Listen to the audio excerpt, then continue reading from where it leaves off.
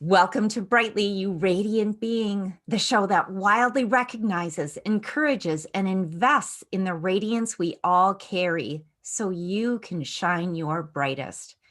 We're just a couple of curious people interested in friendship, ideas, and personal development. This is a show that strives to speak to the curious, to those who long to explore new ways of thinking, reflecting, and being. Through sharing our experiences, friendship, and interests, we hope to impact you to step more brightly into yourself, inch by inch. Hi, Amy. Hi, Tracy.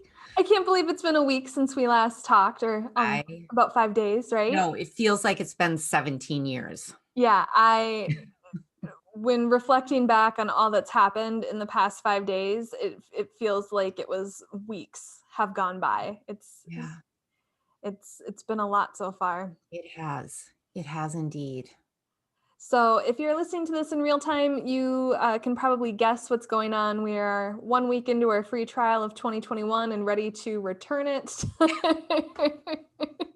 I stole that joke from somewhere and I don't remember I can't give credit, but it's been dark. It's been a dark period. Yeah. And I think with how, we ended our last episode on ritual, you had brought up that you wanted to start talking with us about shadow work.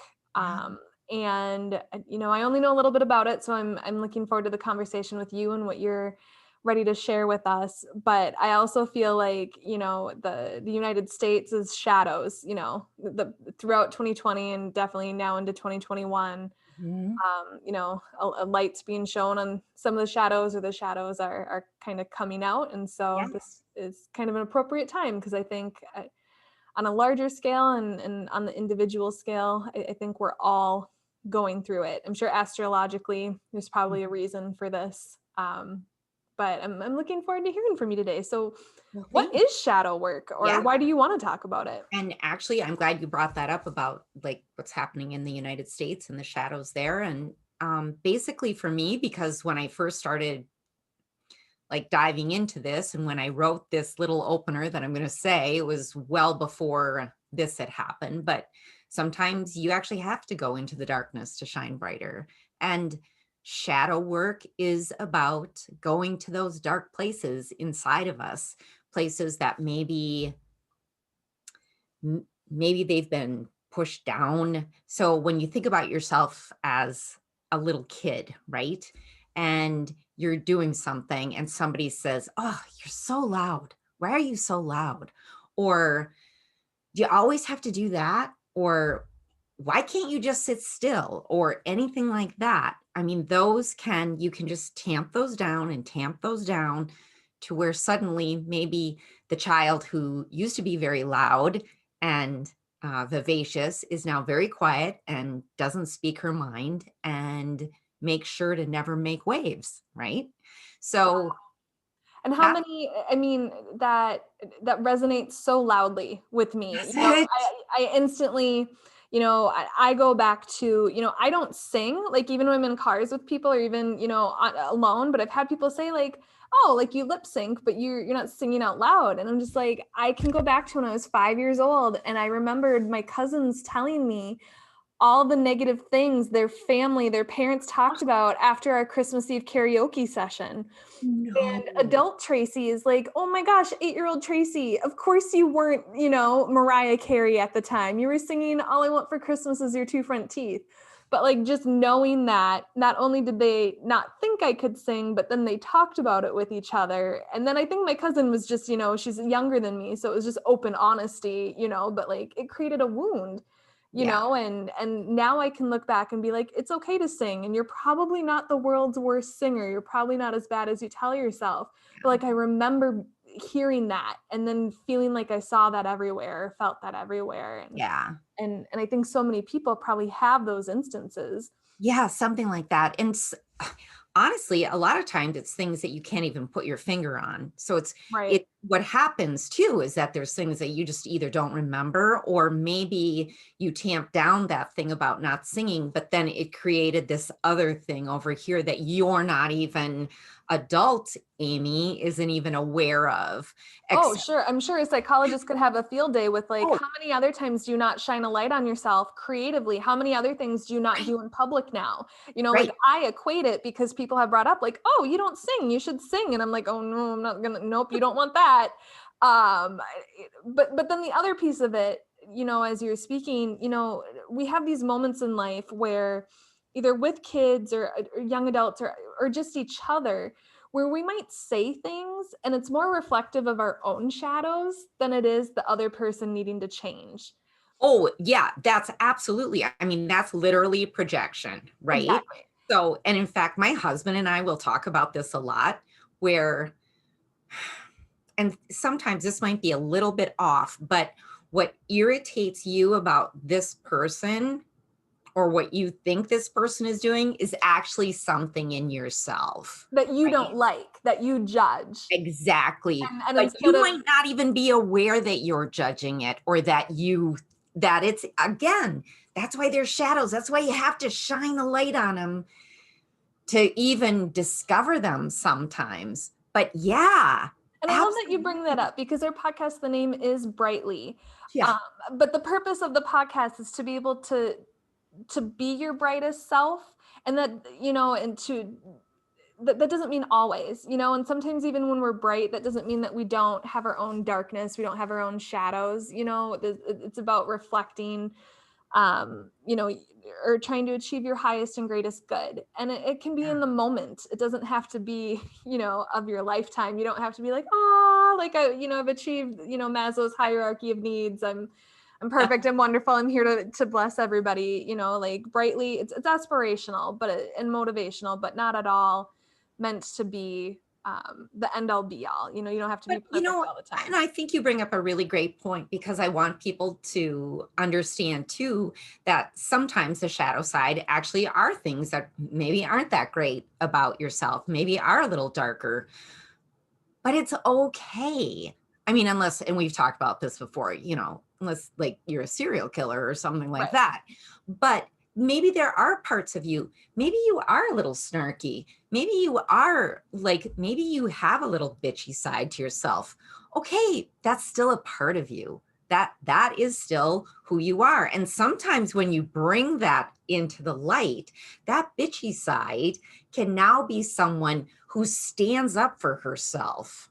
Yeah, what's the other end of that spectrum? Right. You know, Right. we all have you know, in the top strengths, they call it what, basements and balconies. In Yes. astrology, you know, you have your high vibration and your low vibration, you know. So Mhm. Virgo, I can be analytical and highly observant and very organized, or I can be incredibly critical, you know, and it's that seesaw, you know, like you're always going to Yeah. have both sides of it.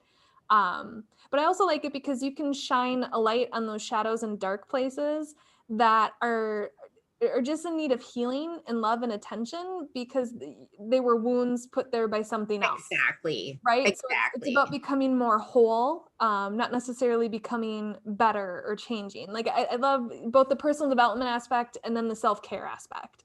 I- it's you absolutely have to tie the two together. It can't be separated, right? You have to tie those two together. And I think we wanted to talk about too how maybe if people haven't thought that they've done shadow work, that actually they have. And I Right. think like you and I talked about this as well. I said to you, well, I'm really just digging into it recently. But then all of a sudden I stopped and went, oh, well, no, I guess I have been doing shadow work. I just wasn't You started calling it counting, you're like, shadow well, work. maybe for a couple of years. Well, 10? Well, maybe a lifetime. Yeah. So But so, and you brought up like the wounded child. So I know I've done this so many times with so many different folks online doing, you know, like workshops or challenges where you tune into that 7-year-old self and you write a letter to her or him, and you are very open and loving, and basically it's like you're taking them back under your wing and saying, it's okay. You don't have to be in charge. You don't have to be sad about this. We've taken care of it and you're okay. And then doing that, it's amazing the feeling you can get from that. And that type of exercise seems so multifaceted because you are 7-year-old you. You know, Always. you are still that child, you're still that person.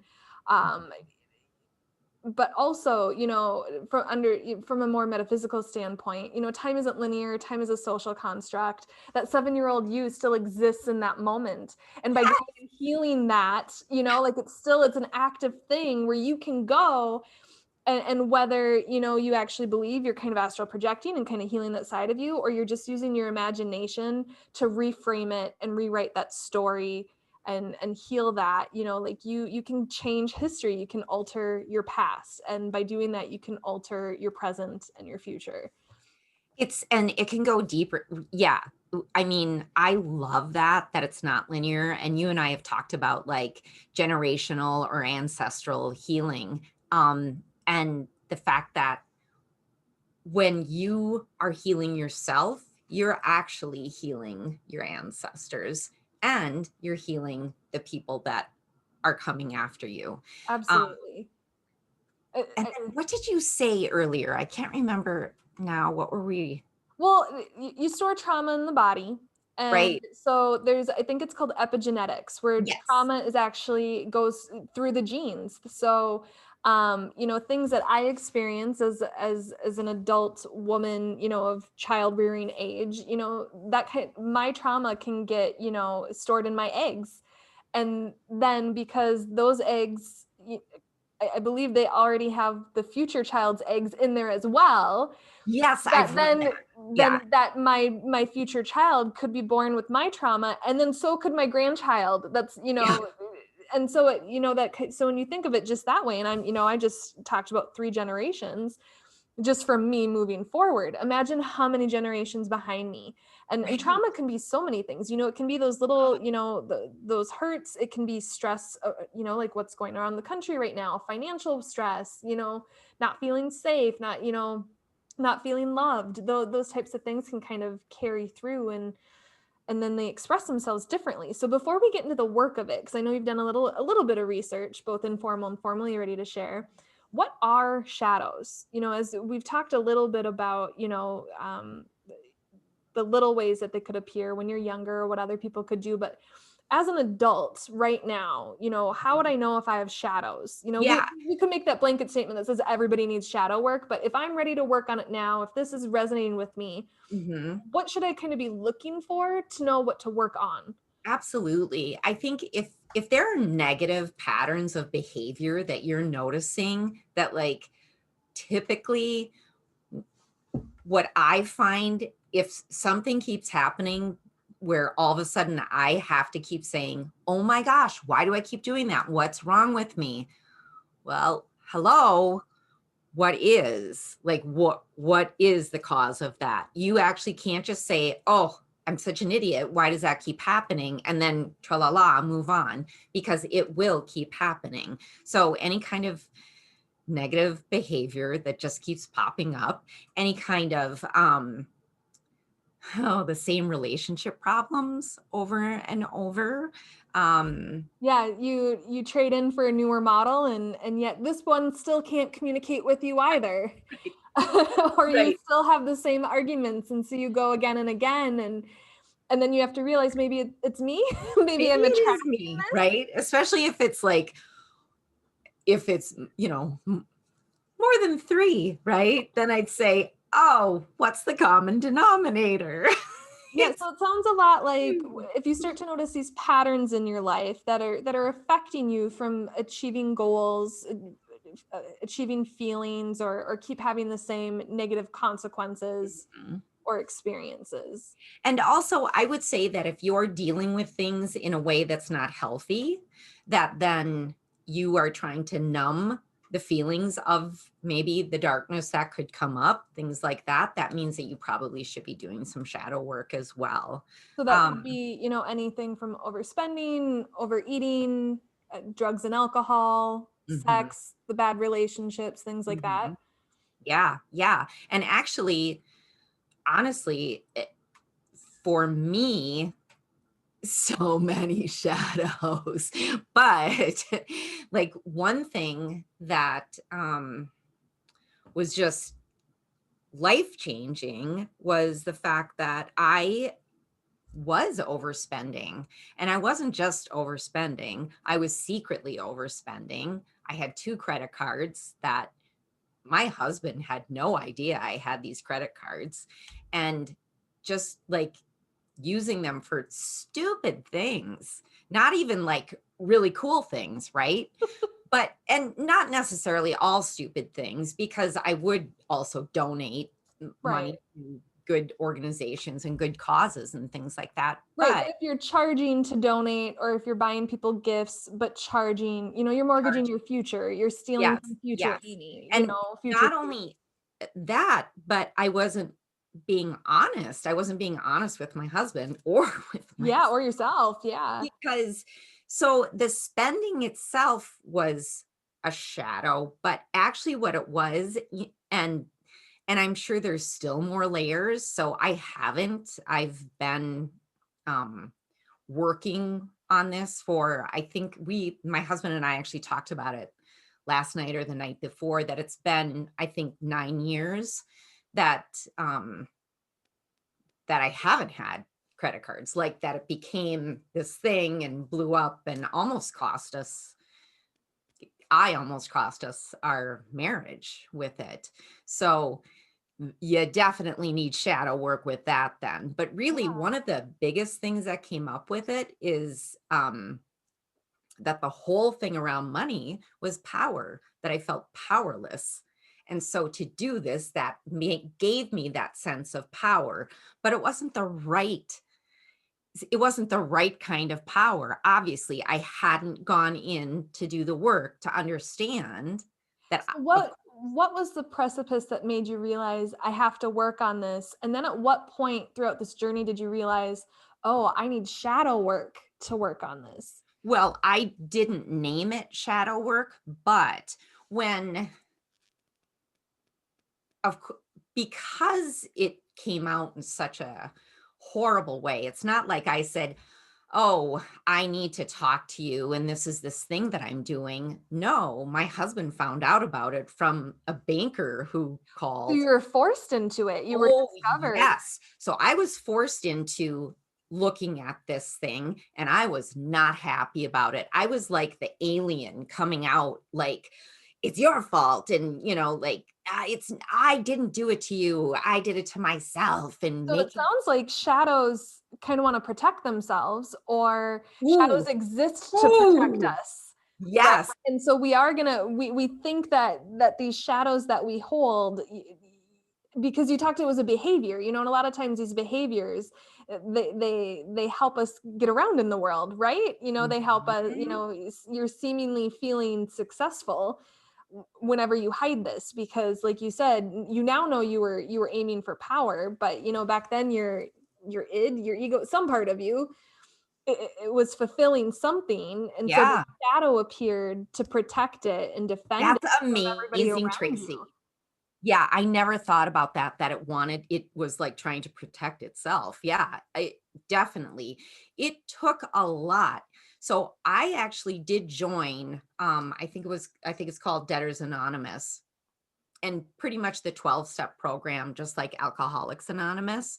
Um, and I had a sponsor and went through this, but something that came out of it that I didn't like is it never felt like you were relearning anything or looking at yourself in a different way. It was just like, I did these bad things, and now I'm not doing these bad things. And so I did see a therapist then as well, and she helped me really dig a little bit deeper into it. But it wasn't until I wasn't so raw, that I could Yeah. actually then sort of kind of the back door go in and actually look at it. And I still look at it. There are still times that I'm like, oh, oh, I get it. I see. So I think it's important to note then, because a lot of these shadows, they bring up behaviors, and some of these behaviors could also be viewed as addictions of sort. And so oh it's yeah, not just about naming the problem and then replacing or fixing the behavior. Like, you have to attend to the wound. You have to shine that light to get the shadow to heal, mhm, to move on, yeah. to go deeper. That Oh, it's not about fixing that problem, or because then it becomes about willpower, and willpower is a depletable resource, and then oh, you're still on your absolutely. own. And then, as you were saying earlier, those patterns continue to emerge. Yeah, So it sounds or like you there really have that to dig same deeper. wound will actually pop up in a different way. You'll be doing something. Maybe I'm not overspending, but maybe I'm doing something different then Yeah. instead, right? So it Going to sounds like you started, because you were kind of forced into this self-awareness, or your yeah, problem, in order to save the marriage, you started doing some really classical kind of treatments for it. right, right. So at what point did it become shadow work, or you know, I think that around the same time I was getting more and more, even though I had been exposed to a lot of like the physical? parapsychology Yeah. stuff. Yes. Early on, that's another thing that I sort of set aside to fit in more Oh, and yeah, I don't think we society. covered this in the first one, but Yeah, Amy, through her absolutely. mother, had, I think it's an amazing childhood in kind of a hippie community, Right. So Right. so Right. you've been exposed to a lot of this early on, um, Yeah. but Yeah. it wasn't really mainstream. It left the Right. mainstream, and now it's coming back. It absolutely. And so I had started to just online be more exposed to more and more spiritual teachers. And so I would start doing these things that would lend themselves to sort of not a lengthy process, but not something like, here's a 10-minute exercise you can do, but where you're doing a lot of journaling and you're digging deep and you're meditating and things like that. And so I would say it was probably, like maybe 5 years after the fact that I finally started doing shadow work. And like I said, that's, so if it was 9 years ago, I've only been doing it for 4 years, where I've been naming it, you know, Really understanding intentionally. that I'm trying to get to the root of it.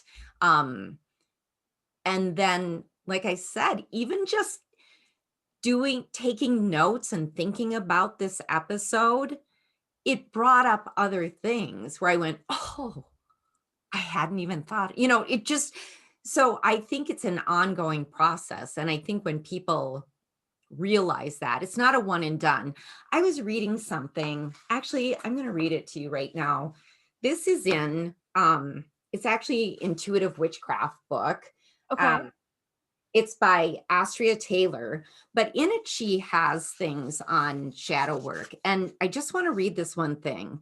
So she's talking about after you've done some shadow work. She says a reintegrated soul could be thought of as a shattered statue that's repaired with gold seams, as in the Japanese tradition, kintsugi.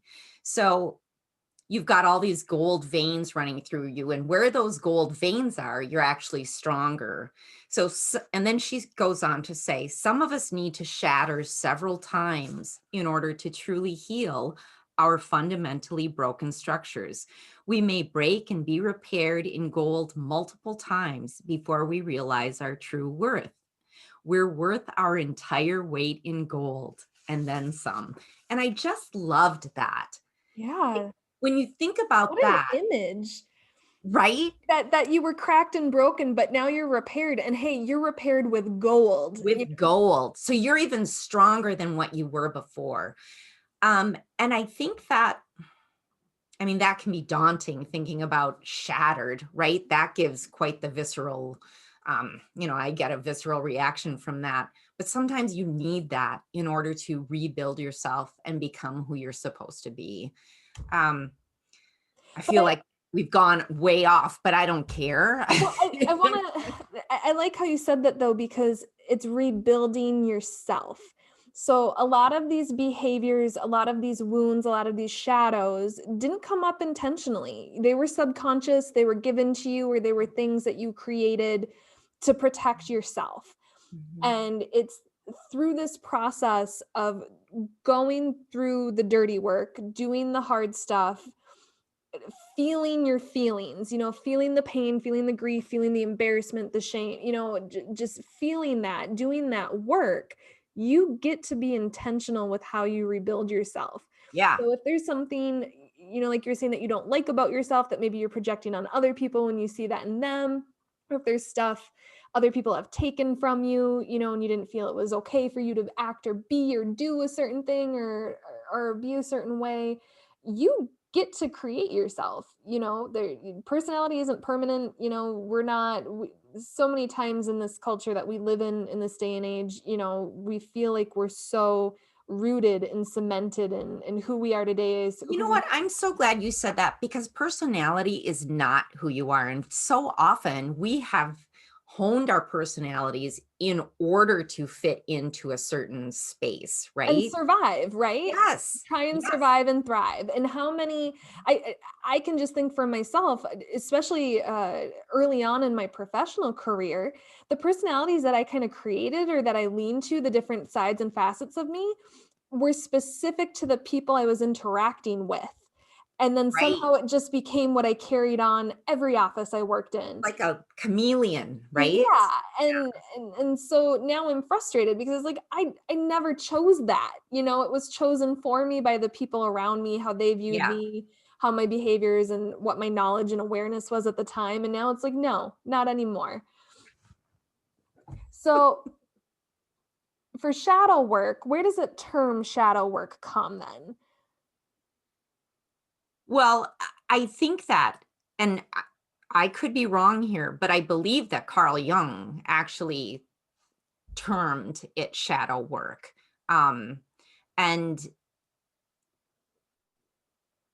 it that's a good question. I believe that's right, that it is Carl Jung. Not that Yeah, shadow work hadn't been done before that, but he named I it. think he coined the term, he Yeah. named it, and then sort of shone a light on it. And he was the first one to as far as for therapy to talk about it.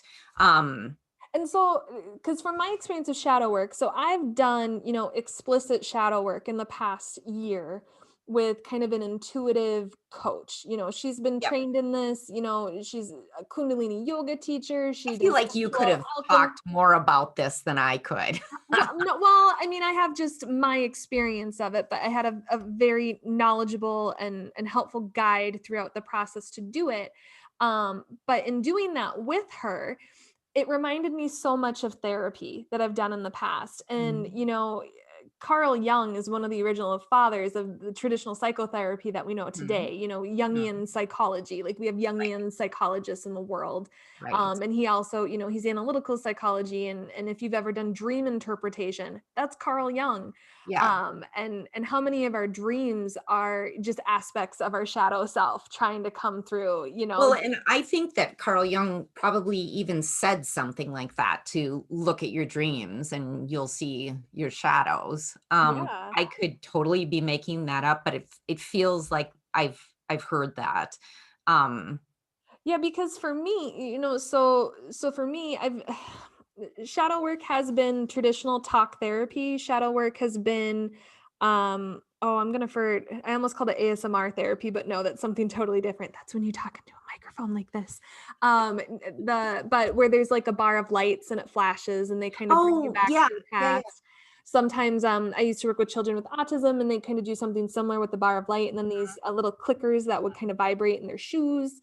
Mhm. I've done this more recently, what I found most effective for me is it's QNRT, it's quantum neurological reset therapy. Huh? It was started by a chiropractor. I do mine with a therapist because I don't just want to reset these patterns in my brain. It's essentially tapping. So if you've ever done tapping, Yeah. which is Mhm. also a part of that light bar. Sorry, I'm forgetting all the acronyms for it. But what I like about it is it's releasing what's stored in my body so that I can then be more intentional with the thoughts I'm thinking in my brain, Right. and what I've noticed for me is I've repeated so many patterns that you were talking about. And in Mhm. the past, until about 5, 6 years ago, when I started getting intentional with this work, I'd call it, kind of getting sucked into the drain, so I had a therapist and we would kind of talk about it like a cyclone shape or a spinning, Yeah. and so you just spin down and you just spiral down, so you're spiraling. And so now that I'm being more intentional with the shadow work and I'm starting to see growth, I still go through some of the same patterns. I still have some of the same behaviors, but I've kind of up leveled how I'm going through them, if that makes sense. So I'm kind of like on the next level of the spiral, or I go through the cycle faster. So before a cycle, a negative cycle, an interaction with a family member that brought up a wound or an embarrassing thing that happened at work or just, feeling less than or whatever, I would fall into this spiral and I'd be there for a year, and like these behaviors and these patterns, and then I'd work through it. And now I find if I do fall into that spiral, I'm able to catch it faster. I'm able Nice. to recognize it and I'm Yeah. able to do the behavior, or I just kind of sit with like, yeah, this is where I am. That's okay. Like, that's okay. But it's the process kind of gets escalated the more and more. So it's not that you're one and done with your shadow work, Oh, no, but no, no, no, no, it's the effort you put into it is different. It's the behaviors and the consequences or and positive I aspects even of it wonder are if, just different.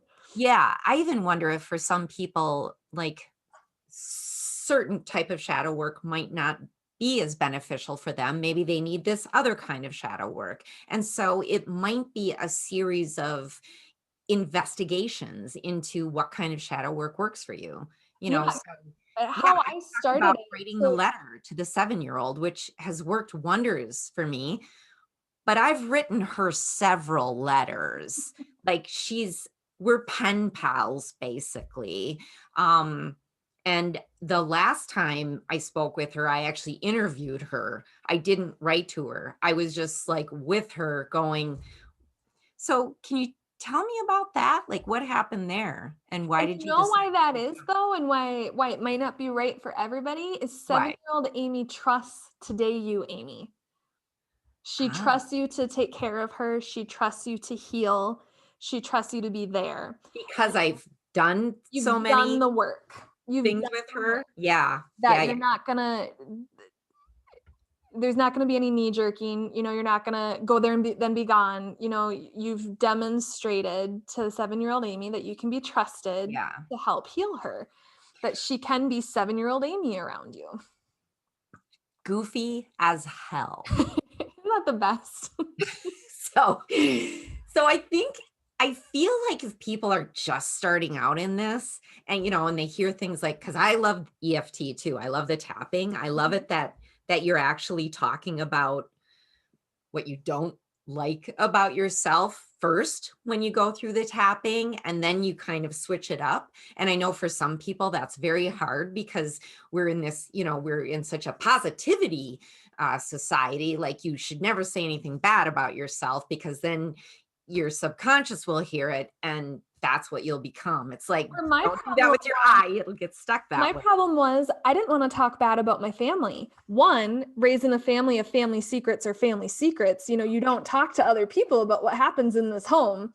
And no matter how good or bad your family is, I think every family has that rule. What happens in the family stays in the Right. family, and you're Right. kind of a traitor if you talk about it, or I kind of felt like a traitor.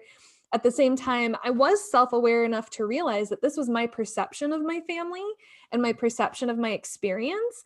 And Hmm. I don't want to damage the reputation of them to another person unless they understood that. So I found a really great therapist who I could trust, where I was like, if I were to tell you, how this person affected me, you're not going to judge that person. You're just going to validate my experience to help me heal through I this. love that. And Yeah. then, yeah, as a consequence of that, or as a result of that, I now have better relationships with those people because it healed traumas with them that they probably wouldn't even remember or have seen Well, as see, traumas.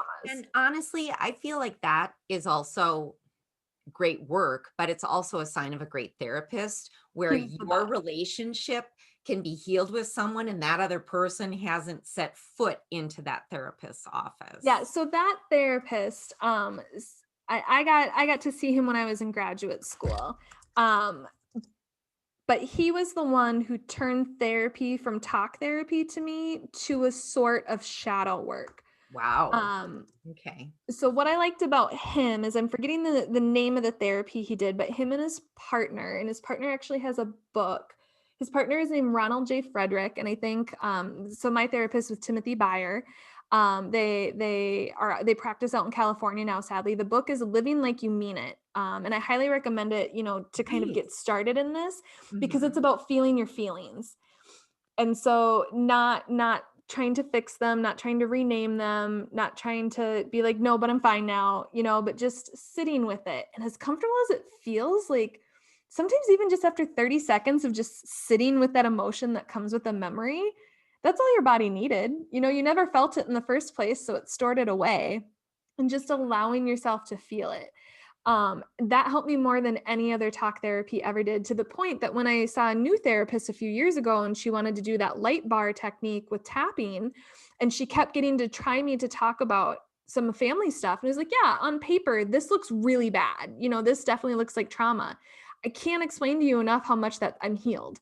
And I'm not saying I don't want to go through it because I'm avoiding it. I'm saying like it's done. It's fully cooked. I'm ready to fix other things now. So did And she she ever believe you on she that? just couldn't get there. And that's part of her Awesome. process too. And Yeah. and like I said, like she probably gets a lot of resistance, but I was Yeah. like, no, I had just sitting with those feelings while, not just over analyzing the situation, but just feeling it and having somebody there validating it. Honestly, another thing too is we do not sit with our feelings.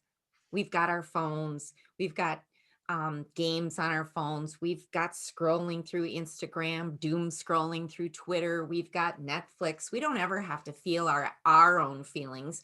We're just feeling other people's feelings. Look at that, look at that, look at Or that. even in the case of this week, how many things are happening in the world right now where Mhm. you can't even recognize a feeling you're having before it's the next world crisis, Right. Right.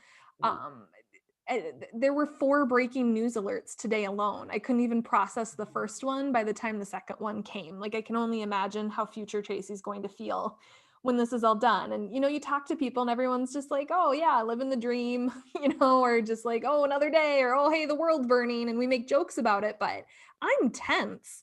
I'm tense all the time. Mhm. And part of me is like, I'm super privileged. I'm still employed. I work for a great employer. I'm just a normal amount of worried about, possible layoffs and things like that. It's nothing imminent. But at the same time, by doing that to myself, by being like, no, you're fine. Like life's fine.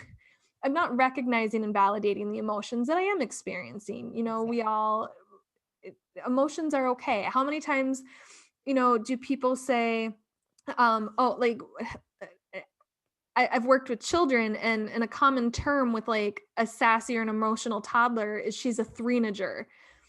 She's 3, but she's acting like a teenager. Or, oh, oh, she's just a girl. She's just a teenage girl. She's going through it. And how invalidating. Like, yes, their hormones are there and their emotions seem bigger, but they're still emotions. They're still feeling it. How many times as an adolescent or a grown ass woman have you been told to calm down, Oh, I hate that. right? And when somebody actually needs to calm down, how often is that phrase successful? It typically does the exact opposite of what Exactly. you're asking that person to do. But on the flip side, what I love about the generations, so many people share things through social media now, whether it's Instagram, YouTube, TikTok, where they're teaching their children to just breathe, where they're not just saying like, oh, He's just I having a tantrum. Yeah, Oh, he just needs to cry it out. That's my least favorite phrase in the world. Yeah, let people cry, but also like attend to them if that's what they need. attend to them. I don't know. I have a niece who has the biggest heart, but it's also a very open, unguarded heart. And so she has these big feelings. And everybody loves when they're the happy, joyful, excited, expressive feelings. But Yeah. when it's the other end of the spectrum, it's, oh, she just needs to cry. And I know not everybody remembers what it was like to be a kid, but just when I'm around that, I'm just so empathetically drawn back to when I was 8 years old and I just wanted to crawl into this built in bookcase we had in our home, this little cupboard, and hide. And so when I see her doing that, I go and I tell her, hey, if you just want to cry, if you just want to be alone, if you want to sit in this, you can. Like sometimes we do have to do it alone. Sometimes that is what feels good. But I'm over here when you're ready and if you need me, and I'll sit with you with this. Sometimes I'm called auntie enabler. I don't care. I'm trying to make sure that these wounds that we're talking about, these shadows, don't Mhm. get so deep and dark in her that that she also has to keep processing that. So I Right. think that's also how we heal it ancestrally, so maybe we are doing that metaphysical and the epigenetics and the genes of it all, but also in how we're treating others, whether we're related to them or not. Absolutely. And I think that if you can acknowledge, and I feel like there's another word I want to use, but I'm not sure what it is. But Validate. validate. Thank you. This person is feeling this way. And if you can say, I see you feeling that way, obviously you're not going to say it like that, but it's like, yes, I see you. You have every right to those feelings, and I'm here for whatever you might need me for. Like, And that's it. That's all you need to do. Because uh, I would say you are not an enabler, because I would say, well, I don't want to say anything, but you're not an enabler. You're actually telling her that someone cares. They're acknowledging that she's having these feelings. You're validating her feelings, but you're also saying, but hey, if you actually don't want to be in this space, you can talk to me about it. yeah, it's a choice. That's the big thing about validating people's emotions is you're not Mhm. trying to fix it or stop it. And Right. so I know when I was in my deepest, darkest spiral ever, I think why it went on so long for me, as much as out of shame and just being private and wanting to do it myself, I wasn't super open with it, but it was also obvious I was going through a really dark time. And so many people just kind of waited on the sidelines without saying anything, without checking in. And then when I started when I started healing, a few people that kind of came back into my circle were like, "Oh, you're so much more like yourself." And I instantly, without like, they were trying to be like, "Oh, look, you're better now. You're happy. Like, this is great." I felt so judged in that moment and so aware of who were and weren't safe people, that I needed people who could sit with me in this. My very best friend to this day, what I like about it is she just sits with me in it. She doesn't try to fix me. She understands it's not always going to be happy fun times. She checks in, and I'm so grateful that I had her, that was my tether, that whenever I was with her, it was okay that I wasn't happy and bubbly. It was Mhm. it was just appreciated that I was there. Mhm. Yeah. Yeah. I think that um I definitely was in a family that like just avoided all hard things. Like you just didn't talk about hard things. And there were many hard things that happened when I was a child, but you just didn't talk about And them. was it kind of explicitly, like, didn't you share before the show, you kind of your mother kind of had a family motto? Oh yeah, my mom. And it wasn't when we were younger, but when we were older, she used to always say, um, oh, denial. Yeah, denial gets me through the day. And we'd laugh like, yeah. And now I think about it and go, oh, mom, gosh, you probably could have, who knows what you could have achieved if you had actually looked at the dark things, and because she had, like, it was a very hard childhood. And bad things happened in her life. And it's just too bad. She didn't want to talk about it. She didn't want to share it. She didn't want to look at it. So And what's a way for somebody then to know? when they're ready for it. Right, because you might be able to pinpoint a huge childhood trauma. You might be able to pinpoint this behavior that is negatively affecting your life. Yeah. But sometimes that's not the right shadow to, you don't want to jump in too fast, too hard, too soon. Sometimes you have to do the smaller things first, or Well, you can absolutely. So I don't know if there is a way to know when you're absolutely ready, but yeah, there are very easy things to start with to do just to kind of open yourself up to thinking about shadow work. So you want to first of all, um silence is very important. It's time to declutter the noise, right? So when maybe it's in the morning, maybe it's 5 minutes in the afternoon, you put the phone away, you put all the stuff away that's distracting, and you just sit with yourself. Holy crap. Just try sitting with yourself, not looking at anything. You can look out the window. I'll give you that. And just sit with yourself and see what bubbles up. Is anything bubbling up? So that's a place to start. Obviously, meditation, I love meditation, and that's part of that silence. And there's lots of different ways to meditate that you don't have to be chanting, and it doesn't have to last 2 hours. I think that if you sort of talked about this to actually sit with your own emotions. So if you allow yourself to sit in the discomfort, certainly this week and last summer, spring and summer, was the first time I actually allowed myself to sit in the discomfort of myself, right? Mm. And it ended up breaking open all kinds of things for me. I think it's important to sit with discernment and not judgment. So none Oh, of this will and count I as will say, shadow work if you're just sitting there yes, insulting yourself or being mad about it or judging. yes. Yeah. Shadow work is not like blaming and saying negative things about yourself. And you're right with discernment, because first what happened when I was sitting with it was all judgmental Mm. and I'm horrible and all of this. Well, guess what happens with that? Nothing. It's Shame. total inertia, Yeah. inaction, nothing. So, but if you can actually sit with it and just look at it, if you step back and look at it and understand these are my feelings, this is the discomfort of it, what are some things I can do? And then I think that even just like writing things out, I truly think there's magic in putting a pen or a pencil in your hand, not the keyboard.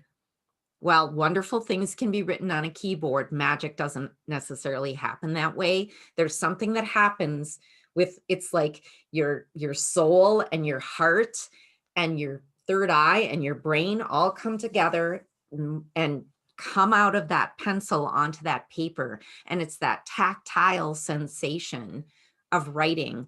And if you give yourself the freedom of free writing without going back and erasing things, and let yourself be honest when you're writing, you can get to wonderful things. And maybe you don't want to keep that piece of paper, you can throw it away. You never have to show it to someone. I think that those are all just easy ways to kind of step into it. And then from there, gosh, you can Google shadow work, you can get books on shadow work, I started to I have done tarot spreads on shadow work. Yeah. And actually just the other day, because we're working on this and I do want to work more and be even more intentional about shadow work. I decided I'm going to pull a tarot card around my shadow work, and I got so great.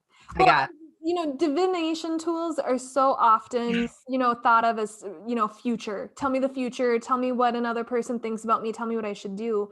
I love them as self-discovery tools, as a Absolutely. conversation with myself, my higher self, and or my guides, that sometimes when I get cards and they don't fit the situation at all, that tells me just as much as if I got the cards I wanted to hear, Yeah, right? Like, why doesn't it resonate? So the right. card you were just showing on the screen, it looks like, is it the Judgment card? It's a judgment card. And so at first I just started to laugh because of course the first thing that comes up, it's like judgment. And I think we probably all have shadow work to do around judging and judgment, but it's also a card about rebirth, stepping into like a higher calling or your inner calling or learning about yourself more, and absolution, which of course too goes along so much with shadow work. Like, yes, you can absolve yourself of these things and stop beating yourself up. You can integrate these things into yourself. So I'm super excited just to keep digging in Yeah. to the shadows. And I think what I like about shadow work is it's something you can do on your own, but it's also something that this can be really heavy. And so if you Oh, need a coach, a guide, a friend, or a even a shaman, therapist, whatever. yeah, oh, shamans do a lot of this. What I dislike Mhm. about the shamanism stuff for me is it puts the work on someone else. So you might feel healed, but you lose that introspection. You know, you lose the That's lesson and true. you might Yeah. lose some of the recognition. So it's important when you're working with other people in the more intuitive community that you're Mhm. asking them for those next steps. What can I do to hold this? What, how can I keep this going? Because what I like about therapists or a good therapist is they're giving you the tools to help yourself, that you're experiencing a Right. problem that's bigger than you. Sometimes it's a feeling, sometimes it's a behavior, something, it's bigger than you. And so you're going to somebody that's trained on the process. And so if you're doing shadow work, look for those Jungian psychologists, look for those ones doing the tapping, look for the ones that understand the mind body experience in relationship to emotions. Mhm. Don't and go off your intuition. If you're not feeling a therapist, find a different one. When they're told the same thing, their feelings will not be hurt. But they give you those tools so that the next time it happens you can help yourself. So going back to that spiral analogy, or how I talk about, I'm still living through the same patterns, I just cycle through them way faster than I did 10 years ago. Yeah. Or I can spot, like, ooh, I'm slipping, where am I not taking care of myself in this area of my life, where am I not attending to? Yeah, I think it Mm. it helps. It helps you just get better at recognizing your patterns, right? And then being able to do something about it, or at least start to do something about it. Yeah, and you talked about, at the beginning of this, you talked about, like, you write to your 7-year-old self, and you're helping heal those wounds. And I think 7-year-old Amy sounds like she's helping you. You're kind of you're it's kind of that soul retrieval aspect of shamanism, where that bit of you left behind, either to protect yourself or to protect that age of yourself, now gets retrieved and added back to your soul and your Yeah. spirit here. Yeah. So that fun, creative, rambunctious 7-year-old you were talking about, it now lights up in this version of Amy. But for me, I talked to, like, 5-year-old Tracy, I think was one of the exercises I did, where I talked to a couple different ages of me, kind of integrated some things. But with that coach, I started by talking to today Tracy, so doing those free writing exercises, Yeah. sitting in silence, meditating, seeing those emotions. You have to start with where you're at today, with what you have today, Yes. before you can dive into the past. Like I Yeah. said, you might know where your trauma was, but you got to understand how it's represented today. You have to look at the shadow where you are to know how you're going to do that work. Yeah. So, Amy, we're almost at time. Do you have a quote today? Do you Oh, have a quote yeah. from a bright spot from a bright person? I have it in front of Oh me. gosh. Well, actually what I have is I have a quote from Carl Jung. Let's do it. Let's hear it. I love this Yeah. man. I'm excited. What'd you pick? There is no coming to consciousness without pain. People will do anything, no matter how absurd, in order to avoid facing their own souls. One does not become enlightened by imagining figures of light, but by making the darkness conscious. I loved that. I loved it that he called out pain. And I loved it that, I mean, I don't know when he wrote this, but the fact that he called out how people will do the most absurd things in order to not face their own souls. And I think that in our society, we have so much going on. It's almost as if things are developed and devised so that we don't look at our souls. Um, And it's yeah. about a higher level of consciousness. So Mhm. it's not about achieving that perfect influencer lifestyle. It's not about making more money or, being in a certain relationship. It's about you and your relationship with you. Exactly. Exactly. And honestly, if you think that you're going to have some kind of amazing, wonderful, beautiful life without first finding everything out about yourself and having a relationship with yourself, you might be able to start having that kind of life, but something will happen. It, Or even if you think that having that bright, shiny, wonderful life means not having shadows, because that's not true. no, it's We were wounded as kids, we'll continue to be wounded moving forward, not. but how we react, the impression it leaves upon us Yeah. changes by our awareness, consciousness, and that relationship with your own soul. Mhm. That's beautiful. Absolutely. Absolutely. Amy, thank you so much for sharing your personal stories as you guided us through kind of an introduction to shadow work as you've been doing it. It's important to mention, as with everything we talk about, we're not experts. We're not trained therapists. We're not certified in this, but we hope that maybe your own experience was validated by hearing ours. That maybe us talking about what we're going through inspires you to do your own work. And Um, to know that everybody starts somewhere. And yeah. for a lot of this stuff, we're absolutely beginners. Um, but there's no shame in that, right? None. No, none. Well, thank you for shining a light on this. I know we're going to be talking about this. It's a topic that'll come up a lot. We might even reflect further on it in our next Yeah. episode because this is a lot to kind of pack into one. Yeah. But I appreciate what you shared, and I look forward to kind of seeing how this podcast even helps us do this work. What we'll continue to learn about each other, or just the different topics that we're interested in. I feel like next week we're going to be doing a little bit lighter, brighter topic. Do you want to Oh, say is anything it about mine? that? I don't have it in front of me. Is it the brighten up? Yes. Yeah. So there's a lot of stuff going on in society today. We have revenge body. This past year in 2020, it was all about the glow up. Using quarantine or lockdown to have a glow up. And if you didn't, that's totally fine. It's just fine. But I had a dim down. That's what I dim had in down. 2020, a dim down. I had a lights out and take a nap. But it's similar to a glow up, or even just kind of a self improvement stage of your life. I want to talk a little bit about having a brighten up. So to me, when I think of a glow up and how I've seen it represented in social media, it's been a lot about the outer, how the outer you. So whether that's your physical expression, appearance, or how you talk or act or present yourself to the world. For me personally, what I'm going to be aiming for in 2020 is a brighten up, where the exterior might happen, but I'm doing a lot on the interior, and a lot around, how we kind of talked about the rituals in the last episode, about integrating that as well throughout the year to kind of help and support that process. Yeah. So yeah, it'll be a little bit later, but I look the forward to it. shadow Mhm. work allowed me to get to that point. So Yeah. definitely, it happens in tandem. That it's Good point. concurrent. Uh, Mhm.